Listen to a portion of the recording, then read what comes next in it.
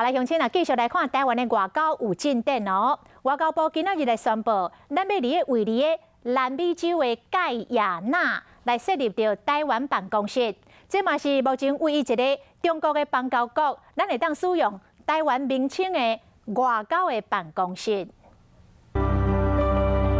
世间上快最长150年的景象，就伫南美洲的盖亚那共和国。盖亚那伫南美洲的北边，东边是斯里兰，南边是巴西，西边是委内瑞拉。虽然咱甲盖亚那无邦交，因为外交部伫今日传来好消息，咱已经甲盖国的政府协商设立台湾办公室。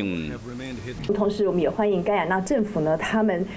在认为适当的时间来台湾设处了，当然是经过跟双方彼此这个协商包括这个台湾的这个名称，有的名字是办公室，有的名字是代表处，那其实是一样的。我们在盖亚那的这个办公室是具有官方代表地位。 索马利兰是第一个，盖亚那是第二个使用台湾办公室为名成立的外交代表处。盖亚那更加是中国邦交国内面那个唯一会使使用台湾名称的办公室。政府实在外交策略做出成绩。美国国务院西半球事务局代理总卿钟助理对着这个代志表示欢迎，更加讲这是历史性的发展。 有助于提升我们在无论是南美洲